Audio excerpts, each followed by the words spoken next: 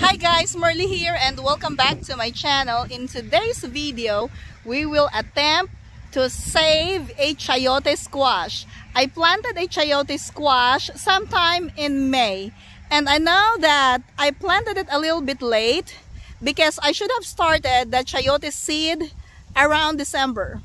And so I was just hoping that our first frost and like the killing freeze will come much later in the season.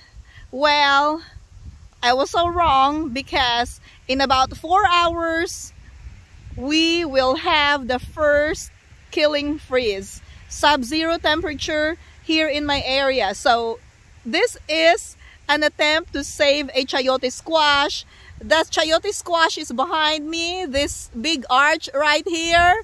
It looks so pretty. It already has some flowers.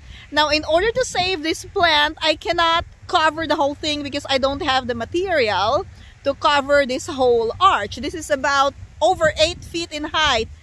So what I'm gonna do is I'm just gonna cut a portion of the plant.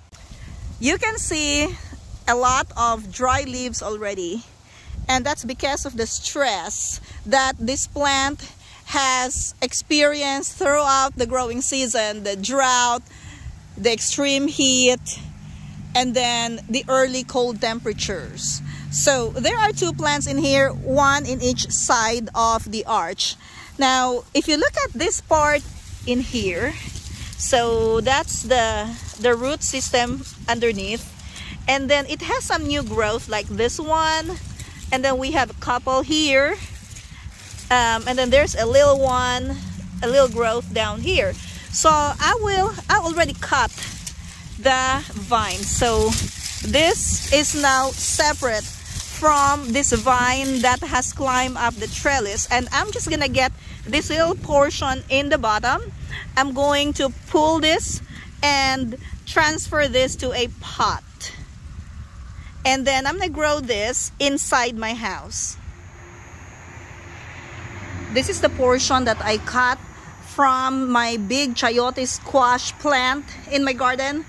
I have transferred it in a pot. I put some fertilizer in here, just the all-purpose fertilizer for a start, and then I'm gonna water this and take this inside.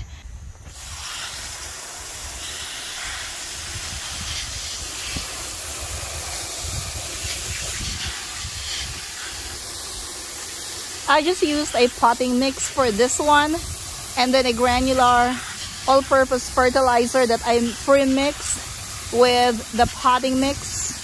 I'm gonna soak this because the potting mix is so dry.